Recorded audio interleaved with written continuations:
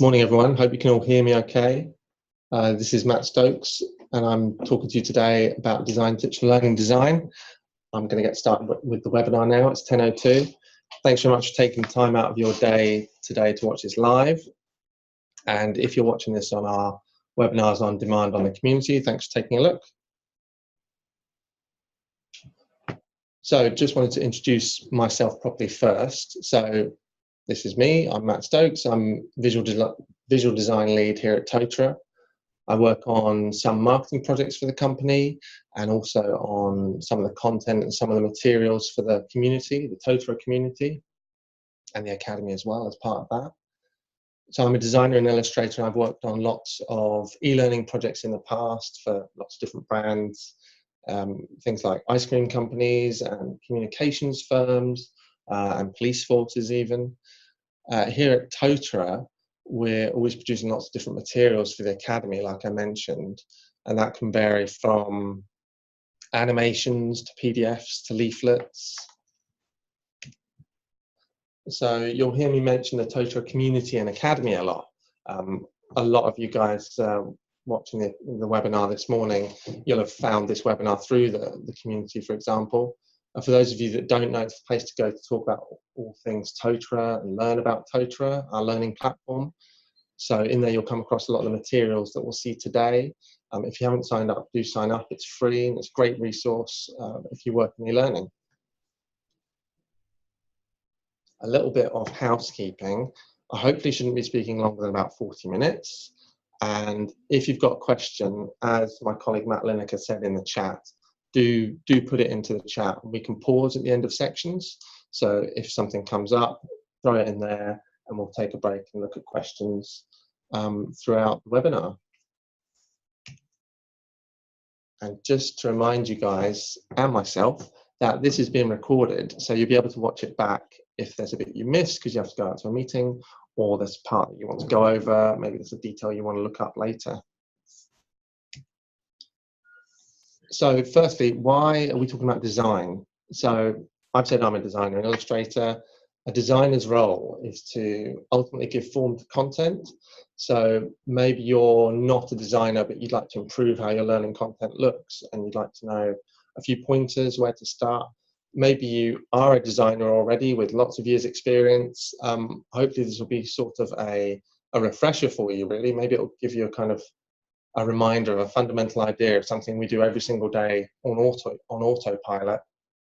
But it'll help you kind of remember that's why we do it. So we're going to be looking at improving the look and the feel of your learning content. And the idea is that ultimately we're going to have an effect on how your learners interact and feel about that content.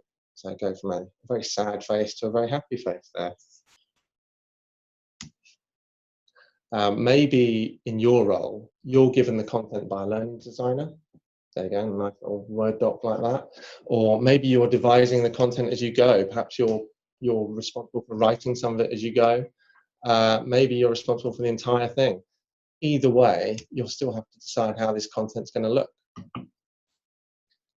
So you want things to be clear and understandable because your learning is important. Your learning content, you want to get that across to the people viewing your learning. And you don't want something like bad design to be a barrier to people's learning. So today in this webinar, we're going to be looking at ideas and how you can make the look and feel of your learning content more engaging for learners. And we're going to cover typography, imagery, and layout, putting it all together. One thing we're not going to do is go into lots of details about how we use the software, because chances are you're all using different tools when you're creating your learning. A selection of you might be using one authoring tool. Some of you might always use Adobe Creative Suite, which you can see some of the icons of here. If you do have questions about software, do feel free to put them in the chat, or you're welcome to email me about it and I can get back to you later. So hopefully the elements we'll cover today are going to help you the next time you approach designing something up, when you get a load of content that you need to present to some learners. So hopefully this blank page here will seem a lot less imposing once we've gone through. So part one, typography. let's start with a definition. So this is from that well-known source, Wikipedia. Where else? Typography, the art and technique of arranging type to make written language legible, readable, and appealing when displayed. So sounds quite intimidating, doesn't it? Sounds really technical, sounds quite difficult, sounds quite specialist. It doesn't have to be. It's kind of a complicated word for using fonts, really, for simply using fonts in the written word. If you think about it, you can probably name quite a few fonts. Here are a few that I just picked, kind of at random. Here's 12 that are quite common. I thought I wanted to put some in there that people have probably heard of. Chances are you've heard of a bunch of these. So these ones are pretty common. Some of them aren't the best looking fonts in the world, but let's not go into that now. There are lots of terms that people throw around when they're talking about typography, when they're talking about fonts, when they're trying to work out, well, when they're trying to make out that they work in, you know, this mission control kind of environment here, and trying to sound like it's all incredibly technical. There are lots of kind of complicated words to be used about type and typography, but the ones you really need to know, the essentials are here on this page. We've got serif at the top. Serif are these little feet at the bottom of the tops and bottoms of the letters. So Times New Roman there, that's an example of a serif typeface. It goes back to when people were knocking letters out of stone, so they're stone carving, and they would put these little feet at the bottom of every line. So that's what a serif is. And then Arial bold there, that's an example of a sans serif. So a sans serif is a typeface, a font without those serifs, as it kind of suggests there. So Arial bold's a prime example of that, a sans serif. And then the other kind of terms that would be good for you to know are bold and italic and all capitals. Chances are you come across those before, you know, putting something in bold in an email to make it stand out, putting something in italic to make it look like it's a quote or to really bring attention to it, and all capitals, that thing we all do accidentally, and it looks like our email is shouting. So just in case, a quick note about terminology. You'll notice that I keep saying typeface or font. There is a difference between typeface and font. Typeface is the design of the letters. So you can say that the typeface is Helvetica because it's Helvetica's design.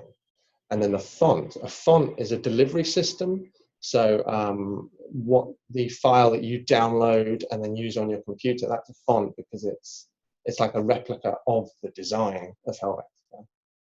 I don't know why I chose Helvetica because this slide isn't in Helvetica. This is in Gill, designed by Eric Gill. But going back to these two phrases, typeface and font, I use the two words indeterminately. I probably shouldn't, but I kind of do. I'm not going to worry about whether I use typeface or font too much because there's just not enough time in the day, basically. So historically, there's a lot written and there's a lot recorded about the written word and therefore about fonts and typefaces. I could go into lots and lots of history about different printing presses and things like that, about where lots of these terms come from, but perhaps now isn't the place because we want to learn about how to improve our learning, not about the history of typography. But here in the bottom left, that's some stone carving we can see, so that we've got little serifs on there. The top left, we've got a letterpress tray with some metal movable type. The top right, that is a Bible from, I think it's the 13th century. And the bottom right is the Eric Johnson's Underground, a bit of the typeface there and a bit of the logo design. So lots of the terms that we use for typography come from these things in the past, come from these methods. Things like leading. Leading is an example of a word that's come from the past. Leading refers to lines of lead that would be put between each line of text. So sometimes people talk about the leading between lines of text because it's referring to old bits of lead, like literally lengths of lead that would go between letters in the letterpress. But we're not going to cover all this history because once we start, we could never stop. But talking about fonts, typefaces. Why do we use them? We use them to ensure consistency, to ensure that everything looks the same, ensure that everything's legible. So here you go, that's my handwriting there in my notebook. I quickly took a photo of, and then there I've set it in a typeface there, and it looks a little bit more professional. But we don't only use it for making it legible. We also use it because typefaces communicate. Typefaces communicate like a tone of voice, like an accent on the words. I think there was a famous quote that said that typefaces are the clothes that the words use. You can communicate a lot using design, and specifically typography. We can get a message across. So retro looks quite retro. It's in that kind of blobby 70s thing, and groovy, you almost kind of go groovy when you read it like that.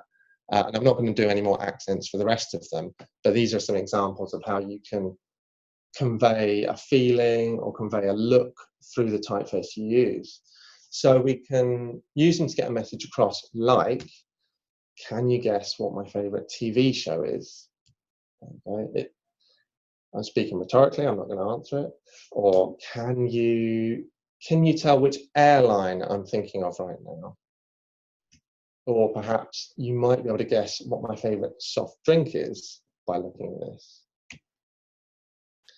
So typefaces can be used really well to communicate, and corporations have latched onto this. Back in the 40s, when you had kind of, well, 50s and 60s, when you think back to Mad Men and branding consultants, they would always say, oh, we always use this typeface, it's our tone of voice. If you think back to VW and Futura Bold, for example. But corporations have always latched onto this way of using fonts. Brands even have their own fonts designed. So here are a few examples of some brands that have typefaces that have been designed specifically for them, so they're bespoke. This one in the top left is for IBM. Bottom left is for Channel 4, a British TV channel, and it's got two typefaces, and it's based on the road where the office used to be, but it's distinctive. As soon as you see an advert for Channel 4 TV shows, you know it's for Channel 4. And these two on the right here are for Netflix. So there are other reasons why they have typefaces designed for them, but really they use them because they subtly speak in the brand tone of voice. So when you're looking at something Netflix or IBM, you'll be able to subliminally recognize that as a brand without showing the logo. We've got a couple of low-res images here. Apologies for those, but we're going to come on to low-res images later, so do bear that in mind. Here at Totara, we use Open Sans, which is a typeface you can get on Google Fonts. It's freely available, like open source software. And so here we create materials that have to be set in different languages sometimes. And Open Sans is great for that, because it includes all these different Roman glyphs, things like the Cyrillic alphabet, and it's got light, bold, italic. So if something has to be set in Hungarian, then we can do that no problem. We don't have to worry about, oh, that typeface doesn't have that circumflex on that letter or anything like that. And another good thing about it is it's free. So if we're working with a partner, for example, or another company, we don't have to worry about buying licenses for the typefaces, which can end up being quite costly. So this one, I said it was available on Google Fonts. Google have also done a new typeface recently called Noto, No Tofu. It's trying to include every single glyph, every letter that could ever be used in any language, and they're at something crazy like 50,000 glyphs, and that's an ongoing project. And it's quite interesting to think that then you would not need any other typeface ever again for another language. So I mentioned Google Fonts just there. If you are looking for new fonts, you could try there. There are quite a lot on there, so beware. You could kind of go down quite a rabbit hole. What's good about it is that everyone has access to it and that they're free. It's tough, it's frustrating when you use a font and then you realize that it's not free and that people can't all get access to it, and you've used something that then is going to cause problems elsewhere, and people are messing around with licenses or trying to get the font illegally or something like that. So maybe Google Fonts is a good place to go if you want to try something that really makes a statement, but do look at what's on your computer first, because chances are you've got some good typefaces already in Microsoft Word or whatever program you're using. do look at web-safe fonts like the Homer, Georgia, Verdana. They might suit your needs perfectly well as well. One thing I was going to say is I'm kind of anticipating that there's going to be this question, what's the best font to use? And there is no easy answer to that, because really it's whatever is the most suitable font to use. That's the right answer. There's no right font, there's no best font. You might have your own favorite font, but whether it suits your email newsletter or something like that is another matter. So going back to what we do here at Totara, here is an example of something I've laid out. We create transcripts for all of our demo videos and animations. So in the Totara Academy, you can take a course, you can watch a video, and we also include a transcript in case you can't access the sound for some reason, or you can't access YouTube. So here we've considered the way we lay out the type. We've got these columns here, we've got titles and body copy. Body copy is the main body of it, the bulk, the meat of the document, so to speak. So you can see the titles and stand firsts in the top left-hand corner there. We're using the same font throughout, but we're also using bold versions and italic versions. You really don't need to use very many fonts at all. I mean, I would suggest you never go over more than 2 or 3 fonts in one document. And here we're using color quite sparingly. There's not lots and lots of different colored type. There's only black type and purple type, for example. If you are using color, make sure you don't use too much, because it can get very distracting, especially with text. So here you can see generally the color is all in the border and the logo in the top left. Top right, sorry. So talking about color, when you do use color, make sure that it doesn't harm the legibility. Make sure it doesn't really affect negatively the legibility of your message. So quick, simple message, welcome to Totara Learn. That yellow in the top right is really quite hard to read against white, and especially on a bright screen. So if you were doing something that's viewed online, people might really struggle to see that. Equally, the fluorescent green against bright red in the bottom left is very zingy. They're both very bright colours, and they're kind of competing for your attention. You might find that if you look at that for a while and then look away, it's burn its way into your retinas somehow. Some learners might struggle with this, so do be aware. You should really have a kind of quite neutral colour and then a dark colour in front. When talking about colour, something that we try and do here at Totara is look at the use a WCAG checker. So this is there are several websites like this where you can check colors by typing in the values. WCAG stands for Web Content Accessibility Guidelines. So you can make sure that it passes accessibility standards for people with different vision, for example, and different requirements. So the difference between the text and the background, so here it refers to it as foreground color and background color, it needs to be a significant difference so that people can see a significant difference, and then it's easier to read. So there's WCAG AA and WCAG AAA guidelines. So that's something to bear in mind the next time you're thinking about using color with your type. Whatever you do color-wise and typography-wise, do be consistent, but we'll cover more of that later. So we're going to just take a quick pause here and see if there are any questions about typography at all. Matt, is there any? Sorry, there's a few questions about typography coming through. So Tom's question, would it make sense to create a new font for a company LMS?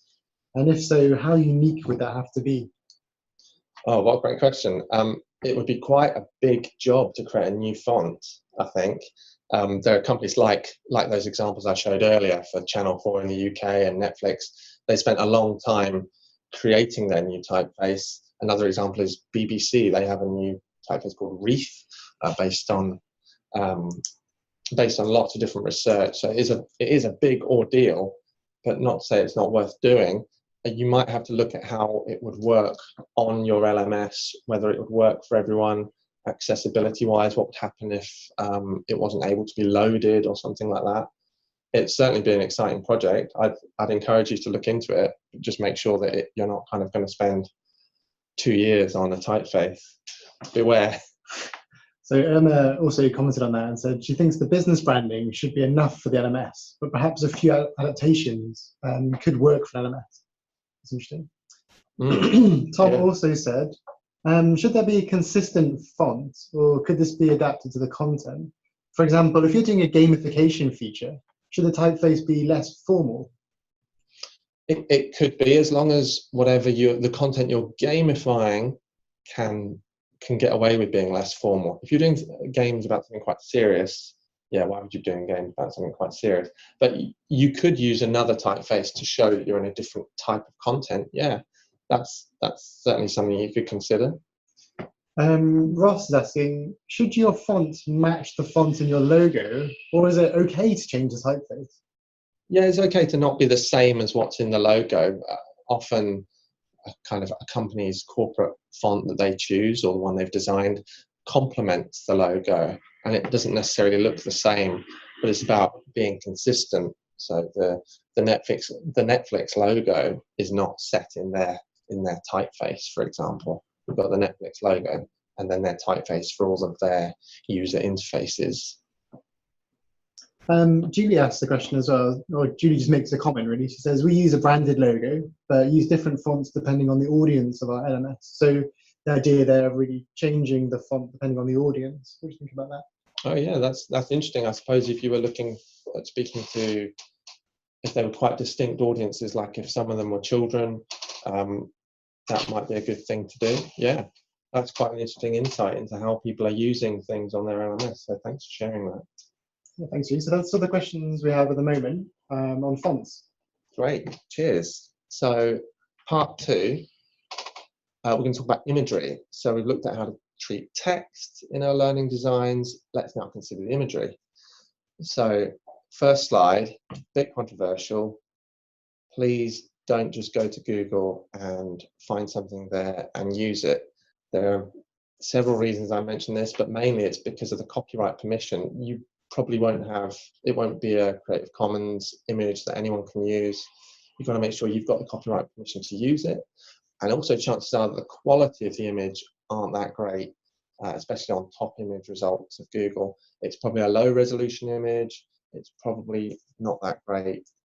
So you have been warned. We'll go into resolution in a few minutes. But yeah, please steer clear of just dropping stuff in from Google.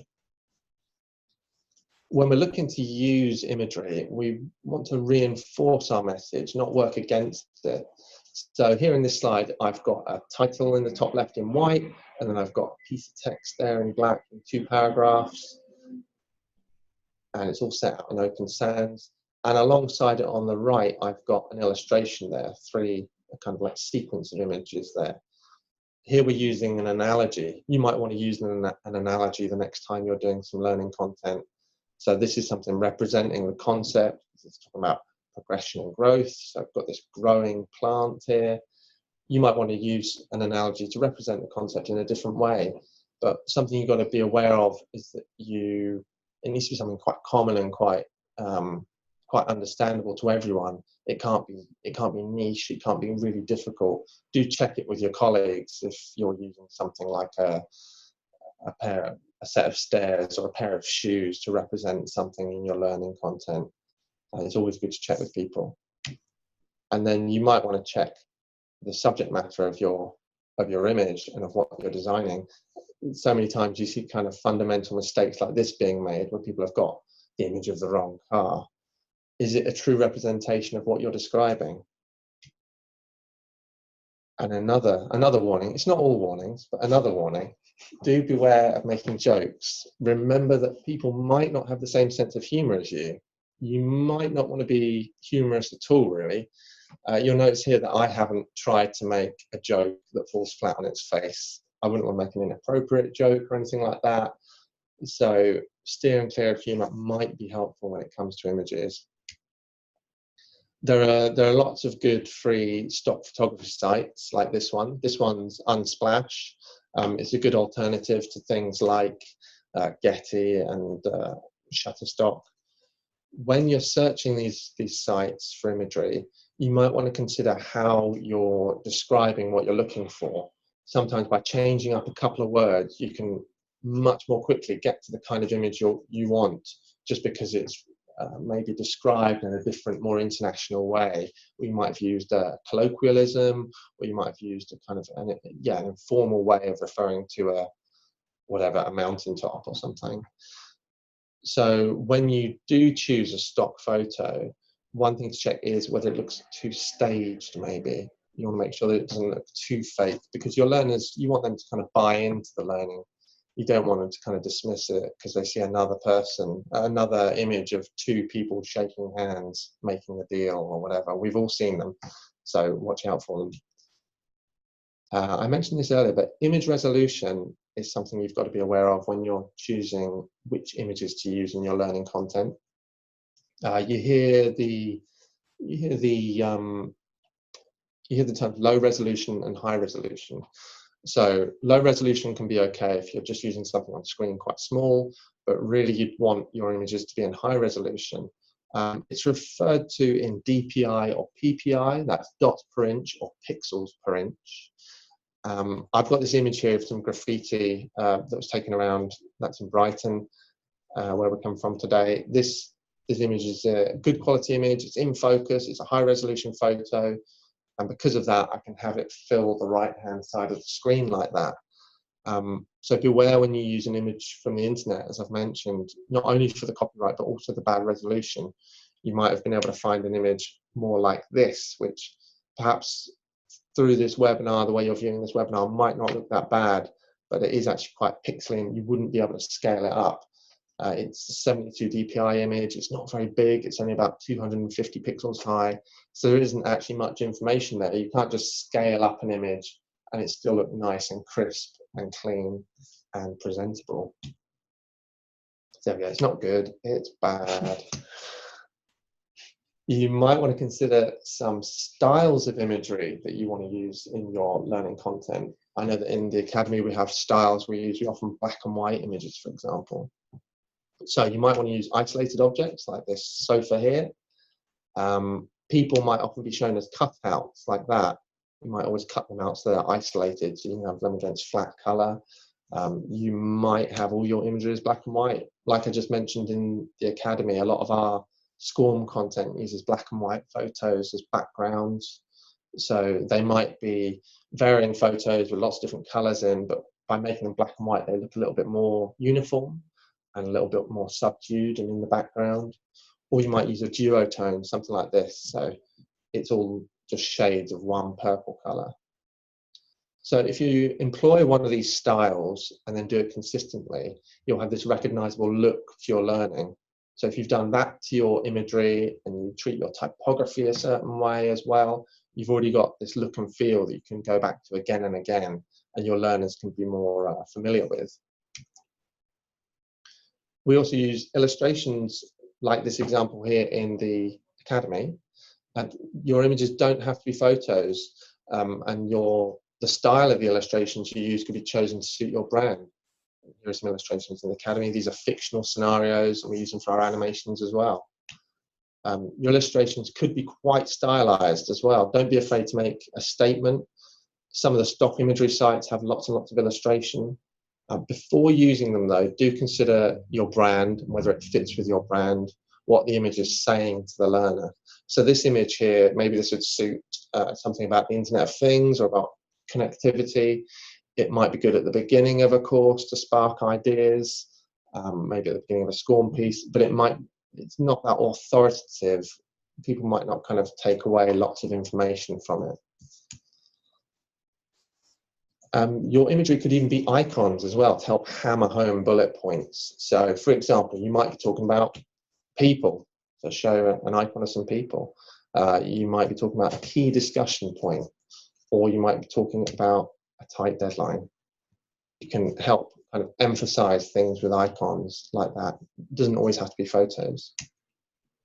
So that kind of brings us to the end of our section on imagery. So I wondered if, Matt, there were any good questions that you saw about imagery. So there's a bit of a chat going on about some of the free types of websites you can use. So you mentioned Unsplash, Adrian was saying Flickr, Pexels as well as mentioned. Yeah.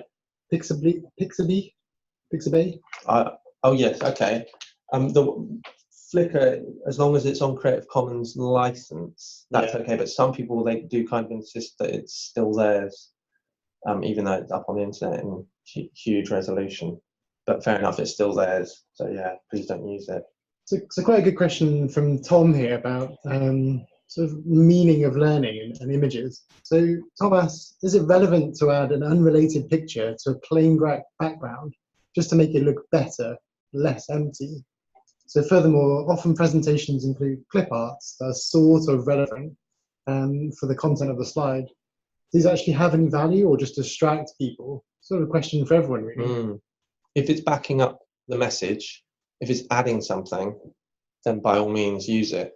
But if it is, like you say, distracting and it's getting people off message and it's making them concentrate on something else, like a horrible photo or a horrible illustration that's come from Microsoft Word's preloaded clip art, then yeah, I would say get rid of it, because simplicity is the key.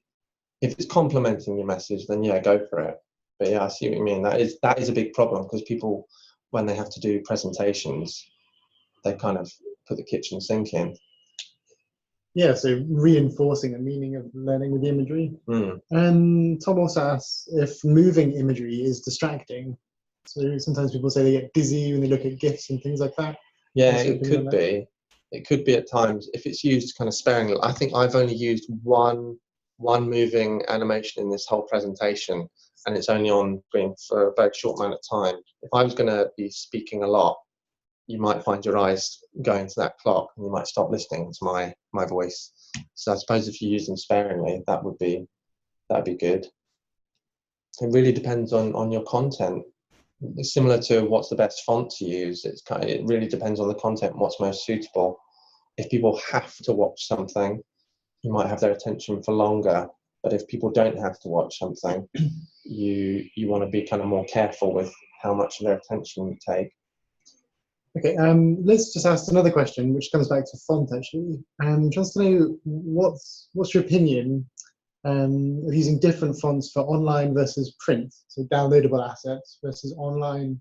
You have to think differently about the different types of audiences for those types of content. Sometimes, yes. Yeah, you do. When things are printed out, you can get away with things sometimes being a little smaller in print, but they're being designed for quite different media, because everything on screen is often landscape and it's got all this bright light behind it. So you can get away with sometimes things being a bit smaller, whereas in print, it's going to be printed out. It's going to be on paper. It's going to be on someone's desk, in someone's hand. You might be more inclined to use a serif font when you're printing something out, because it's just easier on the eyes, legibility-wise. If you're thinking about making things extremely similar, there are fonts you could use that are similar. Maybe you haven't got the same font available in print as you do online. But what would be good is to come up with a convention of this is how we treat it when it's on screen, and this is how we treat it when it's a material that's ready for print, and hopefully they'd look similar or complement one another. But yeah, good question, because that's, since I started being a designer, that's always been a tough thing, because things have to be replicated on screen. It used to be print first and then replicated on screen. Now it's screen first, because people don't print things anywhere near as much. Thanks, Matt. Karen asked a question. For characters and animation, what do you do for design? So often we see in e-learning these types of characters that pop up. What do you do in terms of thinking about the design for that? Start with pencil and paper. Well, that's what I do, I think. Start with pencil and paper and consider what the character is saying, if it speaks to your audience. And then always constantly check with your rough designs if that's going to work with your audience. Try and test them, I guess.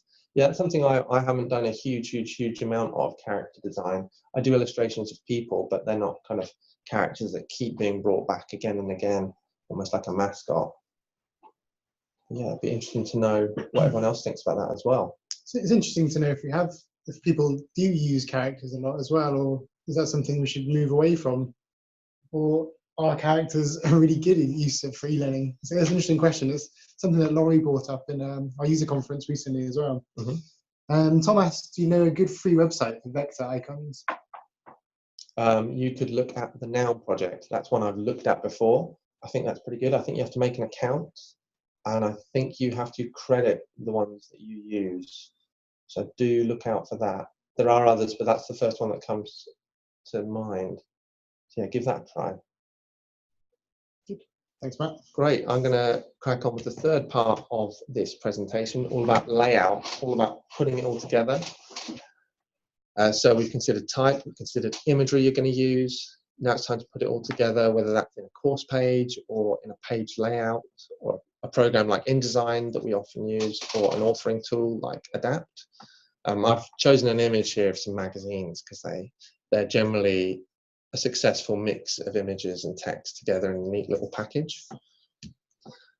So when putting it all together, or laying it out, as you've heard me say, there are 4 basic principles that you could remember.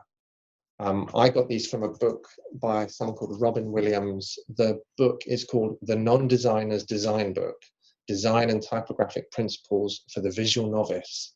And obviously I'm a bit embarrassed to have that anywhere near my desk because it says Visual Novice in there, but it's good to remember to go back to these things and remember some good tips on how to start laying things out. So these 4 principles, they make a slightly unprofessional acronym that might make them easy to remember for some of you. So they are contrast, repetition, alignment, and proximity. So in Robin Williams's book, they were not in that order. They were in a slightly less rude order, but it helps me remember them, so there you go. Let's start with the first one, contrast. So here's a couple of bullet points about it, but essentially, if things are meant to be different, then make them look significantly different. This can apply to your type size, it can apply to the type weight, it can apply to the colors you use, it can apply to things to do with imagery as well. Make them noticeably different. So it's all very well me saying that, but let's show you some examples. So remember, this is the first one, contrast. So on the left, we have got some low contrast things. So that word low contrast, it's in a grey on dark grey. Some of you probably won't even be able to read that on your monitors. Then we've got small and slightly bigger. There's not much difference there between the 2 sizes, light and a little less light. One of them is in a very light typeface, and a little less light is in maybe regular, Open Sans regular as opposed to Open Sans light. And those 2 mugs are a similar size. Then on the right of the page, we've got high contrast, small and large are significantly different. You can notice at a glance that they're different. Same with the mugs as well. We've made them markedly different so as it will make things easier for your learners. You might want to compare things like this and have things small and large to hammer home points like that. The next one, R in our acronym, is repetition. Again, a few bullet points. You can read over these later maybe. If you're repeating things, make sure they're consistent. Be repeatedly consistent. If you're using a label to signify something on a diagram, make sure the label looks the same each time. Items that look alike should be alike. I quite like this word, homogenize. So to make everything uniform. That's essentially what repetition is. So an example here, on the left of the page, we've got some texts kind of laid out where someone's had fun choosing a few different typefaces, setting the body copy a different way, adding a bit of color. Some of it's underlined, some of it isn't. The spacing's all quite different. It's very inconsistent. And then on the right, repetition has been applied, and we've got titles and body copy that are styled in the same way repeatedly. So that's our R, that's repetition. If you were presented with these 2, which one do you think your learners would find it more easy to navigate through? Our next one is alignment. So it's just lining stuff up. If things look like they should be aligned, do align them. Tidy things up. It makes things easier for people to understand. It looks neater, and something subliminally works in us as humans. We see order and pattern. If we see something aligned, it makes it look designed, makes it look a bit more authoritative. So on the left, we've got some elements that have been applied to the page using a garden trowel or just thrown at the page. They're all haphazard, just put on there quickly. And then on the right, they've been aligned. So we've got everything's left aligned. You can see there's a nice line against the left-hand side there of the photo and the body copy and the title. And then we've got that little caption near the photo. And that brings me to the last one, which is proximity.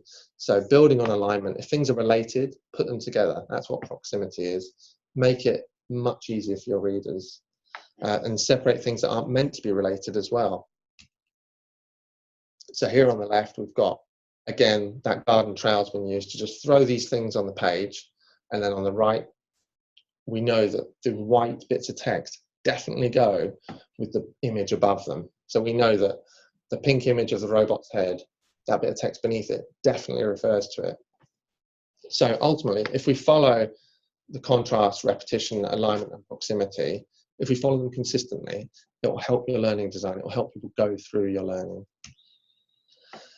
So that's the end of the layout section. So I hope you found all these different little insights useful, that they'll come in handy maybe the next time that you're faced with designing some content.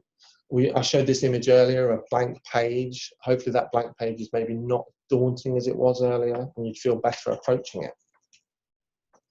So key things I'd love you to take away today from this webinar are that you can use design to communicate more clearly with your learners. When using typography, consider the font or fonts that you use. Do they fit your message? Are you using Comic Sans? And then regarding imagery, an image is worth 1,000 words. But really, it's only worth 1,000 words if it's the right image, and perhaps that image should be an icon anyway. Do consider that. We've got those 4 basic principles, CRAMP: contrast, repetition, alignment, and proximity. Consider those the next time you've got to put some images and text together. Perhaps some of you want to get in contact, you're always welcome to email me. My email address is at the beginning of the presentation, or you can post about it in the community and I'll get back to you. But if there's something you've seen that you want to know more about and fancy a bit of reading, then I'd suggest this book, Stop Stealing Sheep by Eric Spiekerman.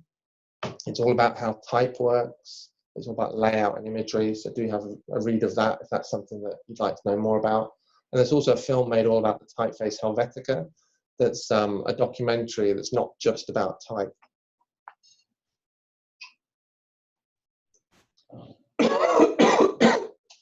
Excuse me. So does anyone have any other questions?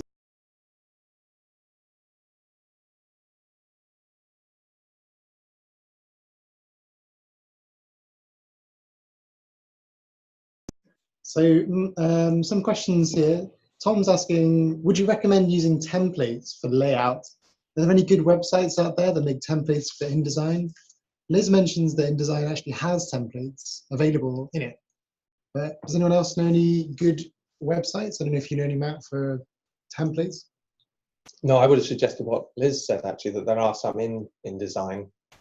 When you open it up, you've got a bunch of templates that you're able to use via your Creative Cloud subscription. So that's a good point there.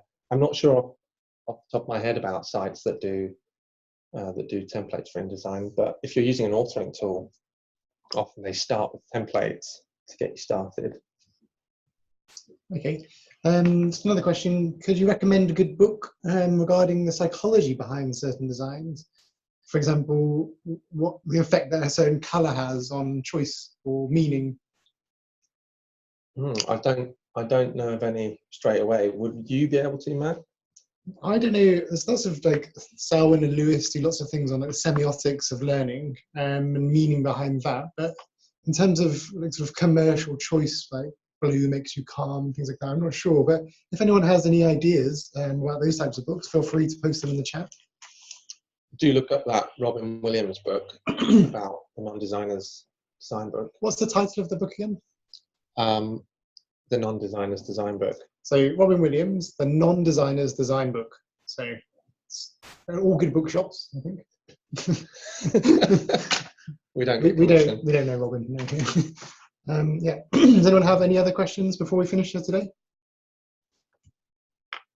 So thank you for being such a chatty audience. Yeah, Helen saying thinks semiotics is essential for designers. Yeah, so it's true. Okay, everyone's saying thank you. So thanks, Matt. Thank you all for coming. Great, thanks very much, guys. Thanks for your time.